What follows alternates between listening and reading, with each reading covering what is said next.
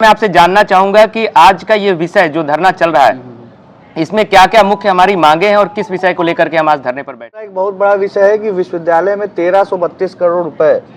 IOE के fund के माध्यम से पिछले 5 साल के लिए मिला था, इंस्टीट्यूट ऑफ एमिनेंस के फंड के माध्यम से, और इसको लेकर तमाम प्रकार की अनियमितताएं हैं। तमाम वो जो 1332 करोड़ में से 600-700 करोड़ रुपए विश्वविद्यालय ने खर्च किया है, उसमें किस मद में पैसा गया है, तमाम ऐसी जो गैर जरूरी सलाहकारों की नियुक्ति विश्वविद्यालय ने की है, जिसका जवाब उनका नाम भी देने को विश्वविद्यालय तैयार नहीं है।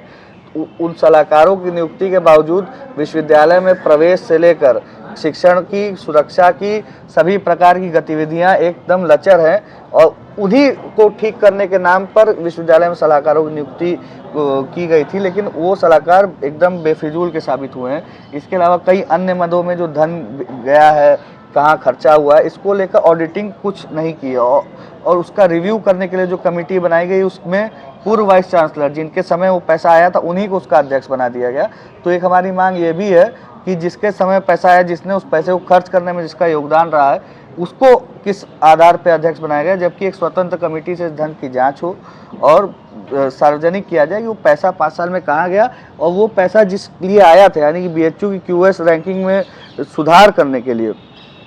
तो हम छात्रों को भी जानने का हक है कि क्यूएस रैंकिंग में उन 600-700 करोड़ से बीएचयू को क्या फायदा हुआ, बीएचयू कितना ऊपर गया।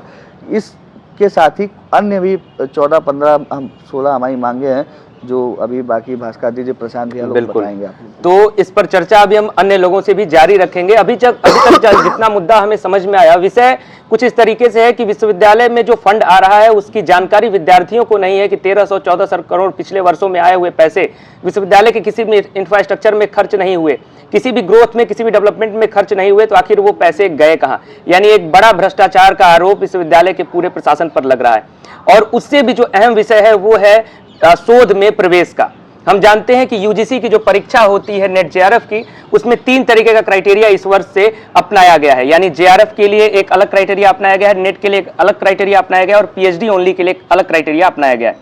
अगर यूजीसी ने पीएचडी ओनली का भी एक क्राइटेरिया दिया है, तो विश्वविद्यालय अगर पीएचडी ओनली वाले स्टूडेंट्स को एलिजिबल नहीं करेंगे शोध के लिए, तो फिर उनको उस एंट्रेंस उस परीक्षा में इस वर्टिकल को बनाने का कोई भी औचित्य हमारे सामने नजर नहीं आता है।